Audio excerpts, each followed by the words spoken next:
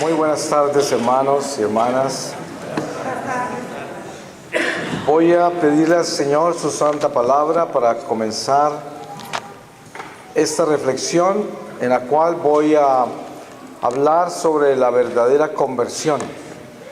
Y les voy a leer a ustedes de la carta de San Pablo a los Romanos, en el capítulo 5, desde el versículo 1, y dice: la reconciliación por el sacrificio de Cristo, fundamento de nuestra esperanza.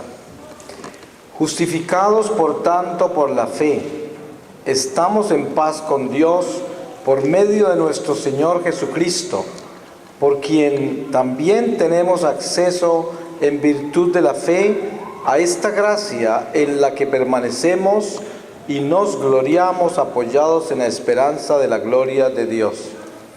Pero no solo esto, también nos glorificamos en las tribulaciones, sabiendo que la tribulación produce la paciencia la virtud probada, la virtud probada la esperanza, una esperanza que no defrauda, porque el amor de Dios ha sido derramado en nuestros corazones por el medio del Espíritu Santo que se nos ha dado. Porque Cristo, cuando todavía nosotros éramos débiles, murió por los impíos en el tiempo establecido. En realidad, es difícil encontrar a alguien que muera por un hombre justo. Quizá alguien se atreva a morir por una persona buena, pero Dios demuestra su amor hacia nosotros, porque siendo todavía pecadores, Cristo murió por nosotros. ¿Cuánto más, si hemos sido justificados ahora en su sangre, seremos salvados por él de la ira? Fuimos reconciliados con Dios por medio de la muerte de su Hijo, y mucho más, una vez reconciliados, seremos salvados por su vida. Pero no solo esto, también nos gloriamos en Dios por medio de nuestro Señor Jesucristo, por quien ahora hemos recibido la reconciliación. Pues hermanos, se sabe por las tradiciones litúrgicas, la tradición de nuestra iglesia, de que Cuaresma es conversión, y siempre como católicos tenemos una responsabilidad inmensa de salir del desierto, porque en la entrada a la Cuaresma es una entrada al desierto, pero es que nuestra vida normalmente como católicos es un desierto porque luchamos por encender nuestro corazón en el Espíritu de Dios, como se le encendió a los discípulos de Maús cuando escuchaban a Jesús hablar sin saber que era Él. Y luchamos porque ese Espíritu se encienda en nuestro corazón en medio de nuestra vida diaria, de la rutina que tenemos de la supervivencia, de la rutina de la vida en nuestra mortalidad, que es una vida que misteriosamente tiene un destino extremadamente doloroso, que se llama la muerte.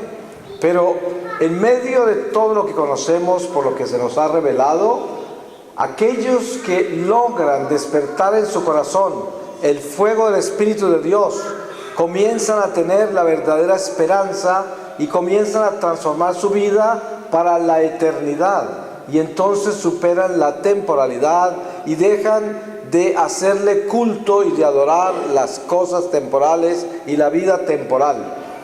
Siendo tan importante la vida temporal y siendo la plataforma de lanzamiento del alma a la vida eterna, es un estado primario en el cual no podemos nosotros regocijarnos hasta el punto de adorarlos como si fuera un estado eterno.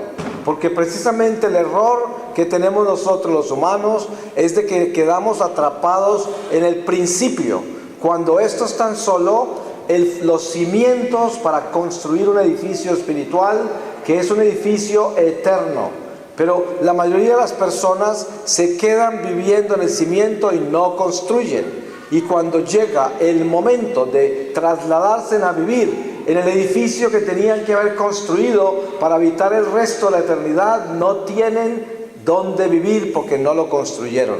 Y por eso tantas almas se pierden, porque quedan sin casa espiritual, porque destruyen el templo de Dios durante el tiempo en que Dios quiso que ustedes, que todos nosotros, construyéramos ese edificio espiritual donde habitaremos por el resto de la vida. Y aquí viene el llamado nuestro para comprender el misterio de la liturgia. La iglesia es santa y es perfecta. La iglesia es la Santa Jerusalén en la tierra. Eso es lo que la iglesia es. No es nada más. Entre más comprendamos la iglesia y más nos adentremos en ella, y más nos atrevamos a obedecer lo que la iglesia nos enseña, más nos adentramos en el cielo. Eso es, y el día que muramos quedaremos paraditos en la ciudad de luz, porque en ella vivimos, a ella servimos y a ella obedecimos. Por eso esta iglesia es nuestra madre.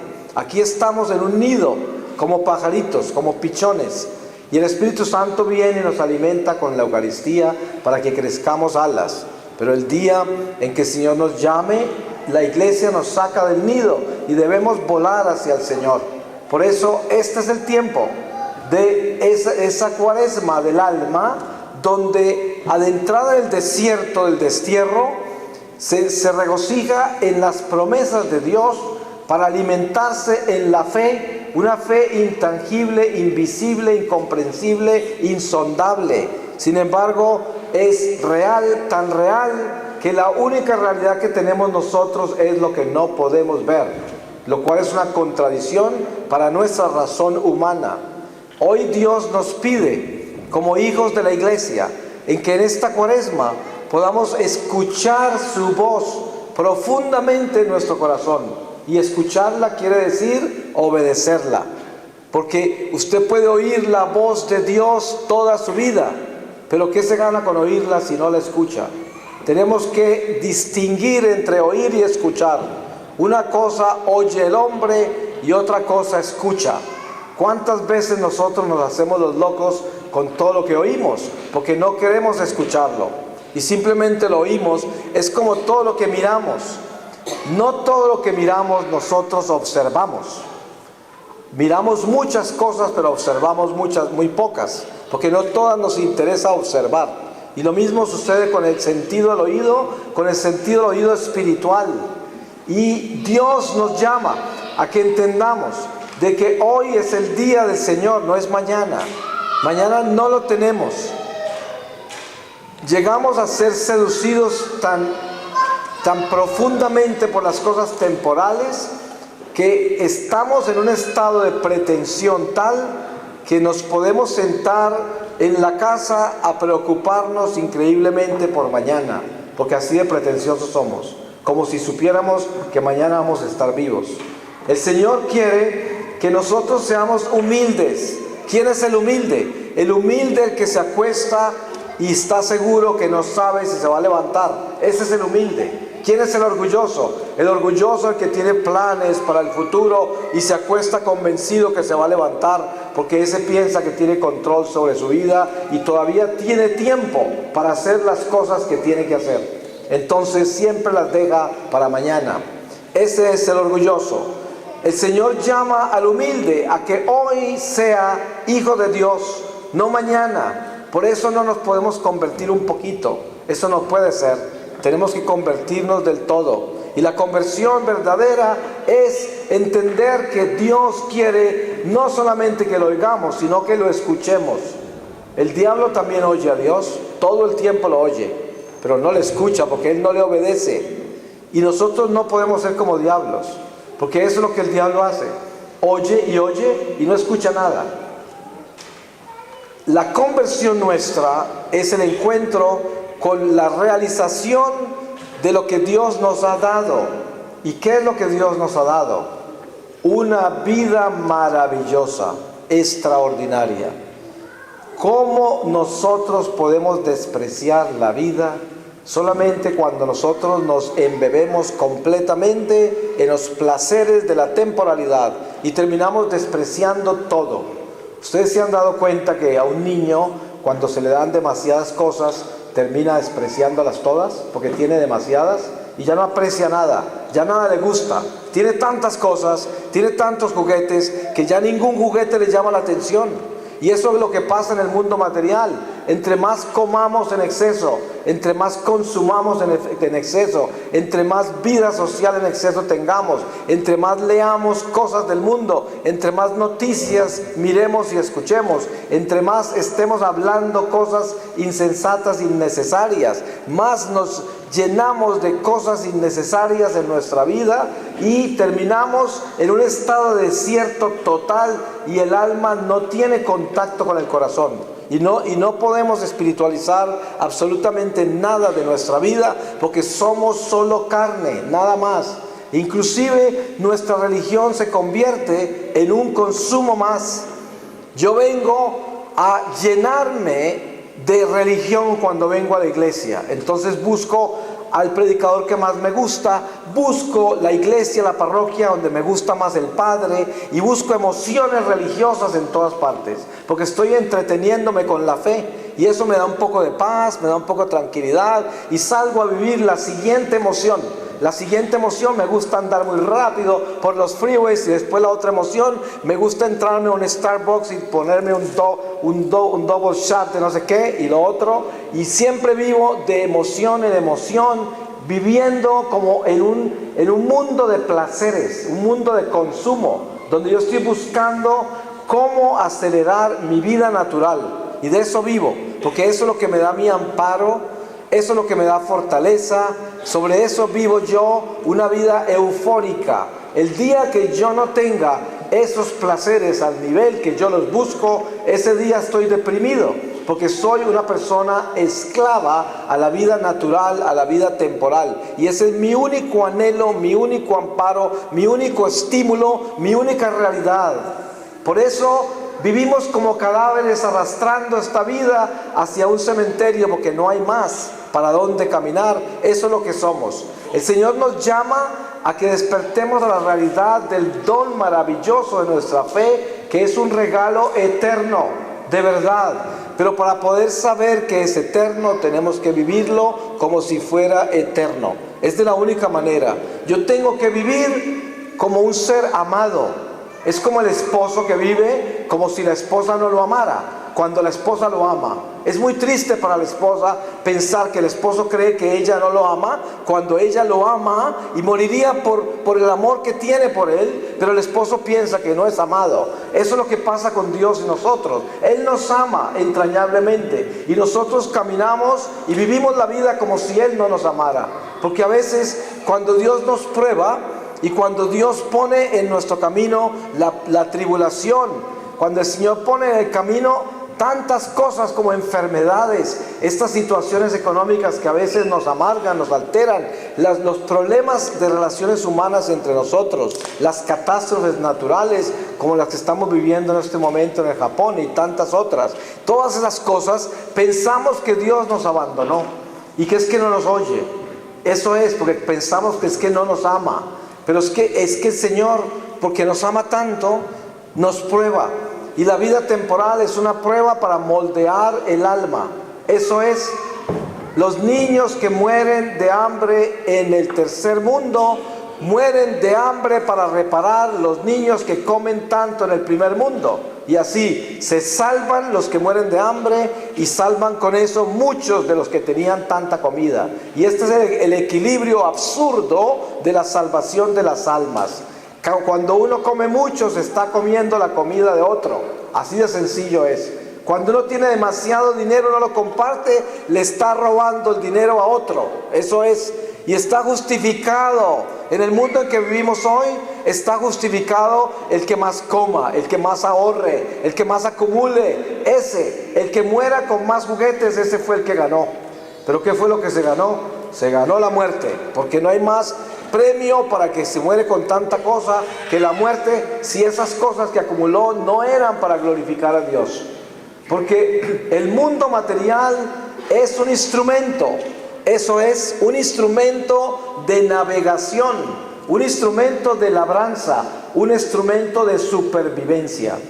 El mismo cuchillo que corta un pedazo de pan apuñala a un ser humano y lo mata. ¿Podríamos decir que el cuchillo es malo? No, es la mano que lo empuña que puede ser mala. Y esto tenemos que entenderlo. ¿Es malo el dinero? No, pero nosotros lo podemos hacer malo, pero Dios lo creó bueno. Todo lo que Dios hizo, lo hizo bueno, pero nosotros lo podemos hacer malo. Hay gente que dice, cuidado con los sapos que son malos. Los sapos son buenos. Lo que pasa es que hay gente que usa las ranas y los sapos para la brujería. Los lagartijos, los chivos, las gallinas, los usan los brujos a veces. ¿Acaso son los pobres chivos malos o satánicos las gallinas? No, no son satánicas, pero los brujos a veces hacen de esos animales algo espantoso. ¿Y cuántas veces cuántas veces un hombre o una mujer hace de un traje algo seductor? Cuando ese traje lo usa otra persona y lo usa con dignidad y no seduce a nadie. Y es un traje igual. Entonces, ¿qué sucede? Que nosotros tenemos que descubrir los dones maravillosos que Dios nos ha dado. Dios nos ha dado dones extraordinarios. Y nosotros como católicos tenemos que estar buscando los dones verdaderos de nuestra fe y no las emociones religiosas. Miren ustedes cuál es el cristianismo más popular de hoy. El cristianismo que llena estadios. El cristianismo de la liberación, la sanación y la prosperidad. Aleluya. Ahí están todos. Todos van a ese. A que les arreglen la pierna torcida que se les dañó corriendo a conseguir lo que no debían. Que se les dañe el hígado que tienen roto de tanto vicio y tanto exceso. Buscan que se lo sane alguien milagrosamente para seguir haciendo maldades. Que les arregle la prosperidad para poder hacer lo que quieran, comprar lo que quieran y vivir como quieran. Esa es la prosperidad que quieren. Y entonces el que venga a prometer eso llena estadios. Pero si viene alguien a enseñarle a ser santos, no llega ni la abuela.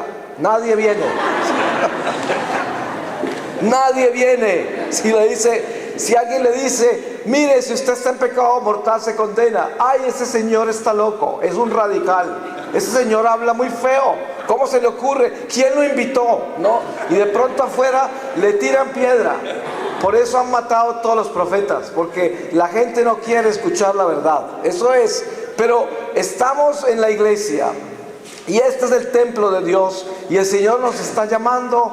No es solamente a vivir los dones maravillosos del Espíritu que realmente sí vienen a sanar y vienen a liberar, claro que sí. El Señor ha hecho eso y nos dijo que nosotros podíamos hacer eso y mucho más. Qué lindo que lo podamos hacer en el nombre de Jesucristo, que podamos sacar demonios y hacer esto y lo otro. Muy bien, pero es que primero, antes que todo eso, antes que pedirle al Señor esas cosas, tenemos que pedirle la salvación del alma.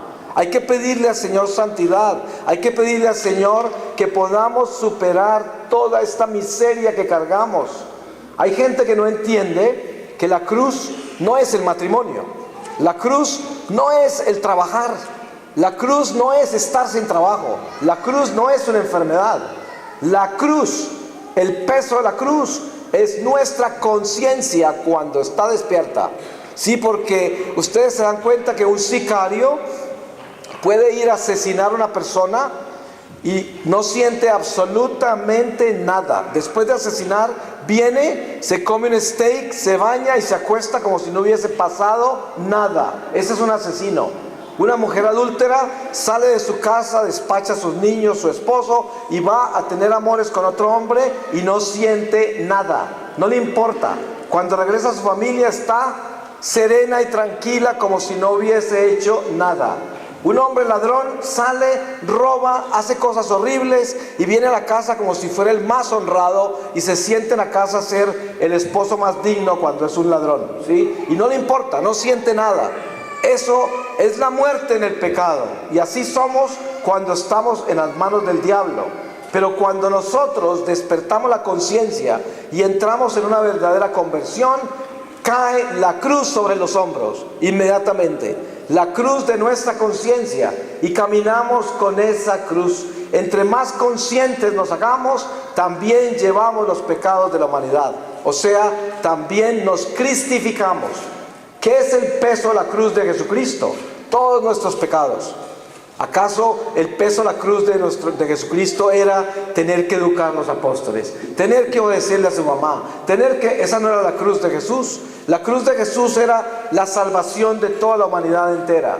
Y por eso el Señor dice, obedece mis mandamientos, toma tu cruz de cada día y sígueme. Eso es, Él no dijo, obedece mis mandamientos, toma tu cruz, repártela con todos y sígueme. Eso lo dijo el Señor. Porque eso es lo que pasa con tanta gente, que hay gente que no es capaz de vivir su cruz en silencio con el Señor. Hay personas que se levantan con un dolor de cabeza y todo el vecindario sabe. Jamás se podrán guardar un dolor de cabeza. Hay personas que se sientan a hablar con uno de un dolor de rodilla y se lo pueden describir durante media hora. Cuando uno se va, también tiene dolor de rodilla, ya lo contagiaron. Eso es que ese es el sentido. No pueden cargar una cruz en silencio. Pero la cruz verdadera no es el matrimonio, no son las pruebas de esta vida, porque esa es la multa del destierro y todos tenemos que pagarla. ¿Cuál es la multa del destierro? Nos da sed, nos da hambre, tenemos que trabajar y con el sudor de nuestra frente ganarnos el pan. La mujer tiene que tener los hijos con un parto de dolor. Todas las cosas, esas son parte de la multa del destierro. Tenemos que soportarnos los unos a los otros a pesar de lo imperfectos y miserables que somos. Y tenemos que perdonarnos, tenemos que aceptarnos tal y como somos. Esa no es una cruz, esa es la multa del destierro. Entonces, no se crea usted muy santico simplemente porque perdona a su esposo o a su esposa o a sus hijos o a sus amigos. Eso no es santidad. Eso es lo que tiene que hacer como ser humano, lo tiene que hacer. Esa no es santidad. Santidad es llevar el peso de su conciencia cuando su conciencia está despierta.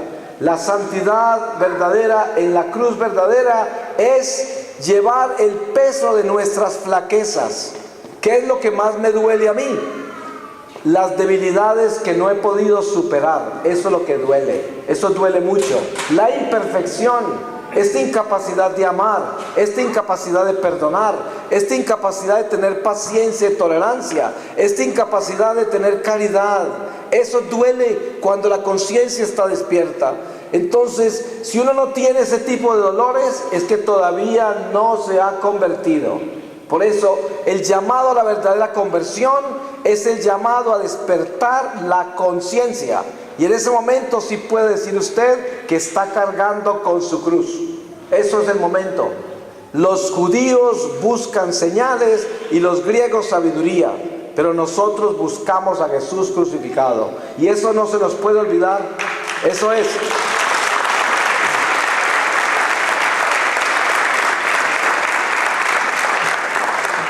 Y miren lo fácil que es buscar señales hoy. Hablaba yo de la romería que hay en la iglesia hoy, buscando señales, a ver quién les da el mensaje más tenaz, o quién tiene la novena más poderosa, o quién es el que les va a hablar para sanarlos, quién sabe de qué, y todo es lo que estamos buscando, y buscando de eso, y más de eso, y pagamos lo que sea por eso, y si nos sacan 20 canastas para recoger dinero, por eso le entregamos todo lo que tenemos, y hasta la camisa la tiramos en esa canasta. Pero eso no se trata de eso, no tenemos que estar buscando eso. Lo que tenemos que estar buscando es cómo despertarnos a la conciencia del temor de Dios para que podamos caminar con la cruz a cuestas. Eso es lo importante, porque ¿qué nos ganamos con que se nos aparezca la Virgen? ¿Qué nos ganamos con que nos cuente lo que la Virgen quiere de nosotros cuando nosotros somos unos inconscientes, cuando a nosotros no nos importa nada? Yo conozco gente que ha estado en medio de los milagros más increíbles y los han visto con sus propios ojos y no han cambiado absolutamente nada y siguen igual de muertos en el pecado que como estaban antes de ver esos milagros. Así de sencillo es. Han visto cosas extraordinarias y no se les ha movido la aguja de la conversión para ningún lado. Son muy religiosos, sí. Hay gente que es capaz de rezarse 20 rosarios diarios. Hay gente que es capaz de ir a 50,000 peregrinaciones, meterse en estadios llenos temblando de dones del Espíritu. Hay gente inclusive que son predicadores famosísimos que llenan estadios y que es gente que no se ha convertido todavía. Yo conozco muchos personalmente, gente que da hasta miedo verlos. Son famosos, predican hermoso y tienen un corazón de piedra, porque todo lo hacen por vanidad, nada más. ¿Se imaginan, como dice San Pablo, ay de mí, Si predico el evangelio y no lo vivo como lo predico, más vale que me pongan una piedra al cuello y me lancen al abismo ahora, porque tengo más chances de salvarme. Porque ¿cómo puede uno atreverse a burlarse de Dios desde el estrado de su propio templo y hablarle al pueblo de Dios maravillas y exhortarlos cuando yo no me he convertido? Esto es muy importante. Por eso se dice: no te atrevas a exhortar a tus hermanos si no estás viviendo tu fe, porque el mismo diablo te va a cortar la cabeza, porque eso quiere decir que le perteneces al diablo. Y ahora, el sentido verdadero de la fe en la Cuaresma es una entrada al misterio de esta verdadera conversión, que es desentrañar desde el fondo de mi alma quién está aquí adentro, quién está acá. Es muy difícil atrevernos a abrir este corazón y mirar las llagas que tenemos adentro. Es muy difícil porque todo lo queremos tener tapado. Ustedes saben que este mundo es el mundo de los perfumes y de la seda, y todo se tapa con eso. Con el perfume y la seda se tapan las inmundicias más increíbles. Con las cremas y los maquillajes se tapan las caras más espantosas. Y no me refiero...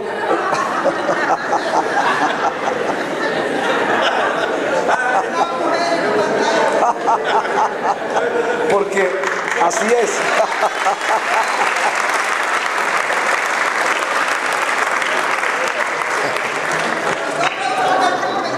Por eso, claro, yo no estoy hablando solo de mujeres. Hay hombres muy maquilladitos, sí, y muy perfumaditos. Pero el sentido verdadero de esta conversión real es cuando nosotros podemos abrir este corazón y ver lo que hay adentro. Yo le digo a la gente esto: miren, yo no sé cuántos años tiene usted hoy, pero si usted mira para atrás, se dará cuenta que hace apenas como un segundo que usted era un niño. Hace un segundo. Es que la vida es como un instante. No hace nada que estaba en un triciclo, no hace nada que estaba por ahí dando vueltas chiquito, que no sabía nada de la vida, estaba por allá como un niño. Y ahora le pregunto esto: ¿cuánto tiempo cree que le falta para estar en un ataúd? Nada, no le falta nada, absolutamente nada. Es que ya llega, es que ya va a estar ahí. ¿Y usted sabe qué va a pasar ese día? Ese día lo tienen en un ataúd. Ahí se acabó el maquillaje y todo, porque ya ahí le ponen lo más absurdo que hay, esos cadáveres todos maquillados. Y la gente dice: estaba tan hermosa mi tía.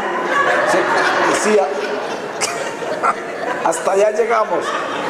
Hasta allá llegamos, está muerta. Pero bueno, lo que sucede es que ese momento es trascendental en nuestra vida. Miren, tienen un cadáver ahí en ese ataúd, que es el nuestro, y el alma está paradita al lado del cadáver. Todo el mundo viene a ver ese cadáver, y usted está al lado. No, estoy acá, no estoy ahí no estoy. Nadie lo va a ver aquí, porque nadie lo puede ver. Usted los puede ver, usted los puede escuchar, pero ellos ya no lo pueden ver y no lo pueden escuchar. Todos vamos a estar en ese momento. ¿Cuántos estamos pensando en eso? ¿Ustedes saben cuántas personas son tomadas por sorpresa para ese momento? Pero muchas, miles. Si ustedes pudieran ver el mundo espiritual en este momento por un instante, quedarían aterrados de los miles de almas que hay acá que no pudieron ascender y que están ascendiendo muy lentamente hacia el Señor. Esas son las que se salvaron, porque las demás se hundieron y por eso ya no están ni acá.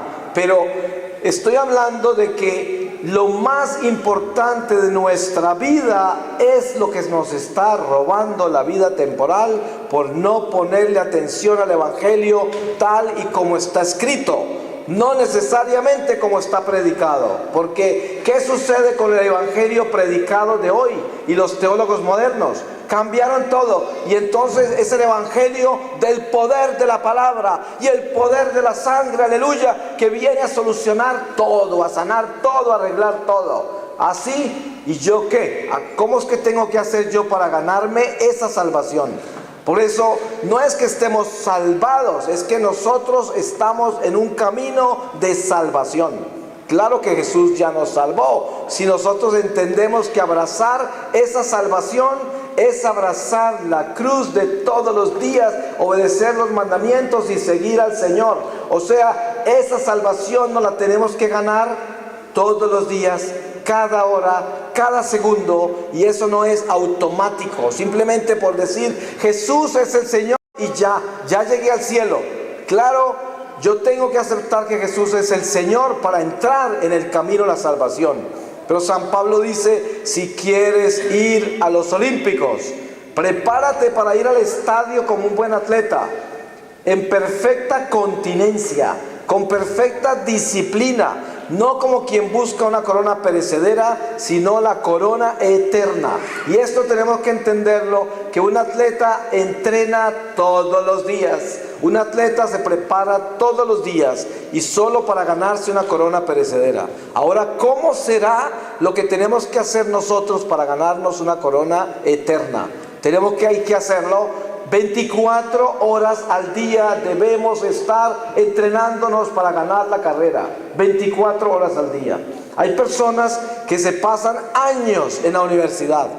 Yo fui uno de esos, estudiando cosas increíbles, y luego salen al mundo a conquistarlo y a conquistar los tesoros del mundo y la fama y todo, y se gastan y hacen los esfuerzos más increíbles, y al final, ¿qué nos ganamos con eso? Cuando todo pasa y todo se acaba y llega la muerte, eso todo termina en el ataúd, porque si eso no produjo de que yo me santificara y me convirtiera en un mejor ser humano, todo lo que hice fue basura, absolutamente inútil, no sirve de nada, porque no logré lo más importante de mi vida, que es mi santificación. Y esto es el llamado de la verdadera conversión en esta Cuaresma, es el llamado a entender de que Dios quiere que nosotros descubramos quiénes somos como católicos. Un católico es alguien a quien Dios le ha dado todas las verdades, no le falta ninguna, ni siquiera una. Y por eso nosotros no tenemos excusa, porque no podemos decir que no sabíamos. Hay personas que dicen, qué pesar, es que ellos pues estaban en pecado mortal y vivían así todo porque es que no sabían, eran ignorantes. Y lo que tenemos que entender es esa palabra ignorante. Ignorante es el que sabiendo las cosas las ignora, ese es un ignorante. Inocente es el que no sabe las cosas y por lo tanto hace lo contrario a lo que tiene que hacer. Ese es un inocente. Ese no será condenado porque es inocente, pero el ignorante es el que sabe la verdad y a pesar de saberla hace lo contrario a ella. Ese es un ignorante, pero el Señor no se apiada del ignorante que no se arrepienta. Él se apiada de todo el que se arrepienta, pero el ignorante que pretende con su ignorancia recibir su justicia sin haberse arrepentido, no encontrará la salvación. Y yo creo que eso es obvio. Es como si usted tiene una empresa y encuentra a alguien robando. Y entonces, ¿qué tiene que hacer la persona que usted encontró robando? ¿Qué tiene que hacer? ¿Tratar de convencerlo a usted que no era robo lo que estaba haciendo, sino que es que estaba demente y usted sonámbulo y estaba dormido y entonces lo encontró, pero lo que vio él no es verdad? ¿Qué le va a hacer? Cambiar esa verdad que es imposible de cambiar porque lo cogieron infragante, con las manos en las cosas que se estaba robando. ¿Qué es la única alternativa que tiene? La única alternativa que tiene es arrepentirse y pedir perdón.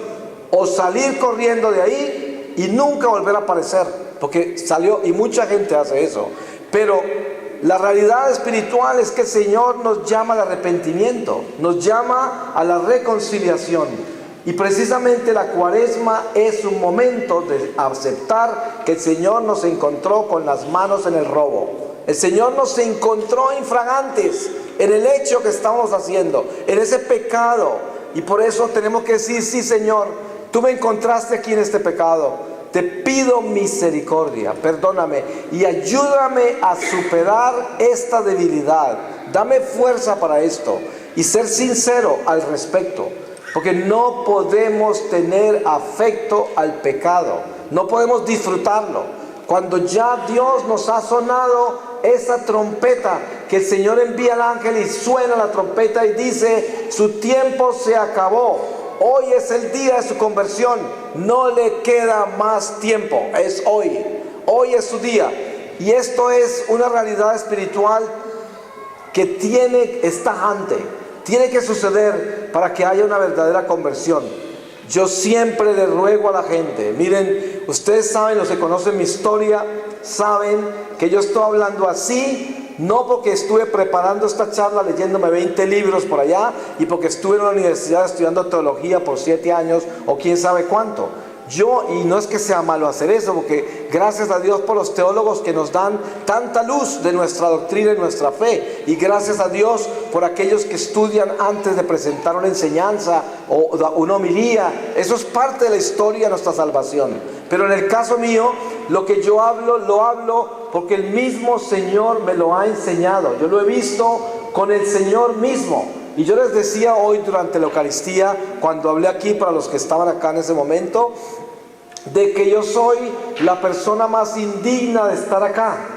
Yo perseguí la iglesia, me burlé de los cristianos por 33 años. Sin embargo, debía estar condenado en los infiernos hace mucho tiempo. Sin embargo, aquí estoy porque el Señor quiere. Y esto es lo que quiero decir. El llamado del Señor hoy, no mañana, hoy, es a que nosotros le escuchemos su voz y que no solamente la oigamos, sino que la escuchemos y entendamos de que muy pronto estaremos en un ataúd. ¿Usted cree que le falta mucho tiempo? Supongamos que le falten 30 años. ¿Usted cree que es mucho tiempo? Eso no es nada, eso pasa en un momento. ¿Qué tal que le falte tan solo un día? ¿Qué tal que le falten unas horas? Usted puede morir saliendo de acá fácilmente y se va a acordar por una eternidad de todo lo que oyó, que no quiso obedecer. Esto es lo que hay que hacer. Tenemos que escuchar la voz del Señor. El Señor no quiere que nos pase nada. Él nos ama. Ustedes se acuerdan que cuando uno es un mal estudiante, todo el mundo le ruega a uno, el profesor, la mamá, el papá, el tío, el compañero de estudio. Todo el mundo estudia, que te va a ir mal. Ya vienen los exámenes. Si no te prepara, te vas a rajar, no vas a pasar el grado. Y el estudiante que es desobediente siempre llega al examen sin prepararse y pierde. Y queda atrasado, termina yéndose de la escuela, después termina por allá quién sabe de qué. Y la vida se le arruina y empiezan las cosas al revés, en todo sentido. Todo el mundo le advertía todo el tiempo que estudiara. Los padres siempre se preocupan de decirle a los hijos lo que es bueno para que ellos obedezcan. Muchos hijos desobedecen. Yo fui uno de ellos. Es horrible el destino del desobediente, porque nunca le va bien. Y las cosas de las cuales les va bien, no las sabe administrar. Y las administra para su propia destrucción, porque no conoce la obediencia. No conoce lo que es la caridad, ni es compasivo, porque es un desobediente. Y esto es lo que la iglesia nos quiere enseñar en la Cuaresma: obediencia. Ustedes han visto esa cantidad de católicos independientes que tenemos hoy. Hoy la iglesia católica está llena de sectas dentro de la iglesia. Yo viajo por dentro de la iglesia católica por el mundo entero, en los 5 continentes, y ustedes no se pueden imaginar con las cosas que yo me encuentro. Yo me encuentro con gente que está en total desobediencia con su párroco, con su obispo.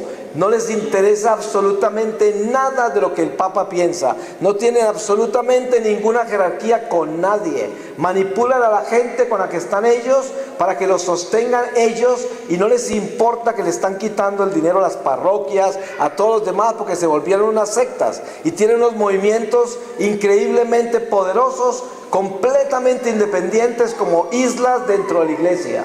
Y claro, lo que tienen del clero se lo compran con el clero inescrupuloso que está detrás del dinero, y entonces se dejan comprar, y la presencia de ese clero entre ellos hace aparecer como si fueran obedientes a la iglesia, cuando están tanto ese clero como esos laicos en total desobediencia. Y hay muchas islas como esas, muchas sectas como esas, que son sectas del diablo, porque eso es lo que son. Porque la iglesia nuestra no es una iglesia de sectas, es una iglesia que tiene cabeza, y la cabeza es el Papa, y tenemos una jerarquía.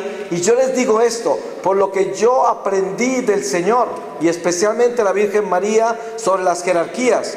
Cuando usted encuentre un católico que no está en perfecta obediencia con su parroquia, con su obispo, que no tenga respeto, admiración y aprenda lo que dice su pastor, el Santo Padre, no le toque ni la ropa, porque ese es un protestante, ese no es un católico, ese es una secta. De ahí no viene absolutamente nada bueno de una persona así, así sea sacerdote, así sea laico, religiosa. El que no está en obediencia está con el diablo. Y tengan la seguridad de eso. Una persona que está así no solamente desvía a todo el pueblo de Dios, sino que también se puede condenar, porque eso es uno de los pecados más graves que hay, que se llama un pecado de simonía. ¿Ustedes se acuerdan del mago Simón de los Hechos de los Apóstoles? Esas personas son los que están buscando el poder para ellos, porque a través de eso son famosos, consiguen dinero y manipulan cantidades de gente. Ese es Simón. Por eso todas esas sectas son hijos de Simón el mago, esos son. Y por eso ellos inventan la interpretación de la palabra, se inventan toda clase de teologías y toda clase de historias y toda clase de doctrinas falsas. Y aquí venimos nosotros a tener coherencia a la verdadera conversión. La verdadera conversión es la verdadera obediencia. Miren, el católico más importante que hay en la iglesia es el parroquiano sencillo. En una oportunidad estaba en Ohio, en un pueblo pequeño. Una señora me invitó como un año antes, y yo hago mi itinerario como 12, 13 meses antes, y todo el año está en ese itinerario. Y a mí se me había olvidado cómo había sucedido esa invitación. Y cuando llegué a Cincinnati, de ahí me recogieron y me llevaron al pueblo para donde iba. La señora que me recoge me dice: mire, yo no quise darle mucha información sobre mi parroquia porque usted nunca hubiera venido, pero le voy a contar para dónde lo llevo.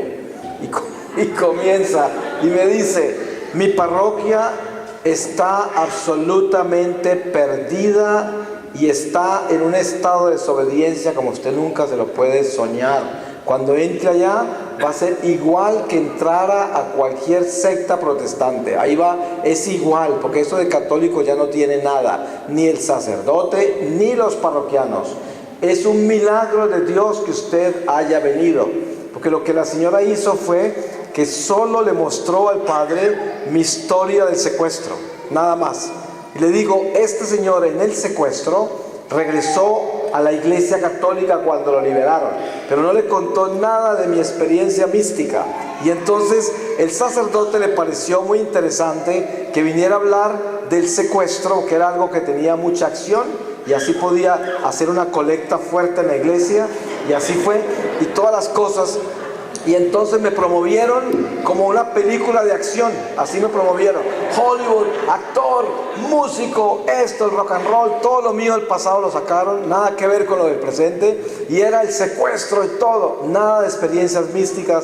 Y cuando llego allá y están orando, porque estaban rezando una cosa que tienen, una devoción que tienen, creo que era San Judas o algo, y luego el padre me presenta a mí. Cuando yo estoy al lado del padre, porque el padre hace una presentación muy larga, el Señor me mostró al final de la iglesia, en la última banca ya, había una señora, y él me dijo: esta iglesia, y no era la señora que me había llevado, porque la señora que me había llevado no vivía en ese pueblo, sino su hija, que estaba peor que todos los demás en la parroquia. Y la señora, a través de su hija, fue que me conectó a mí con el sacerdote. Era un plan de la señora. Pero de esa parroquia había una señora al final de la banca que me dijo el Señor: esa señora que hay ahí es la que sostiene toda esa parroquia de la ira de Dios. Esa señora. Por esa santica, esa iglesia no se había incinerado en la ira del Señor. Y miren, les voy a explicar algo sobre la ira de Dios. Yo prediqué en esa iglesia ese día, se podrán imaginar que casi me tiran piedra. Nunca me volverán a invitar allá porque esa gente estaba metida en feng shui, en cristales, en yogas, en no sé qué, en enneagramas. Era como un centro internacional de la nueva era, eso es lo que era, ¿no? Y todo el mundo estaba podrido en toda clase de paganismo, toda clase de técnicas de control mental, autosuperación. Era eso. Yo no creo que haya una abominación más grande en la iglesia que lo que yo vi ahí. Claro que he visto otras también parecidas en los conventos, pero esto es así. El caso es que lo que quiero decir yo es que esa persona que estaba ahí, que era un parroquiano común y corriente, insignificante, ignorado por toda la parroquia, seguramente nunca le invitaban a ninguna parte, la persona más insípida de la parroquia, ahí descansaba toda la santidad. ¿Y por qué? Porque es que la fuerza nuestra no es en los que hacemos mucho, sino en los que damos todo. Eso es.